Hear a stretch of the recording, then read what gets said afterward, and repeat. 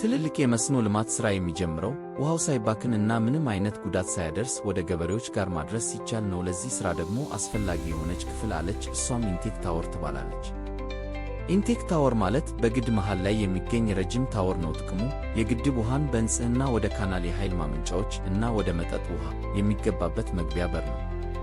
በኢንቴክ ታወር ላይ በተለያየ ከፍታ ላይ የተለያየ የውሃ መግቢያ ሲኖረው መሐንዲሶች ብዙ ጊዜ የሚፈልጉት ንጹሕ ውሃውን ስለሆነ እሱ ደግሞ በግድቡ የመካከለኛው ክፍል ላይ ስለሚገኝ ነው። እያንዳንዱ የውሃ መግቢያዎች አሳ ቅጠላ ቅጠልና ቆሻሻ መከላከያ ሲኖረው ወደ ኢንቴክ የሚገባውን የውሃ መጠን መቆጣጠሪያ ደግሞ ጌቶች ወይም ትልልቅ ቫልቮች አሉ።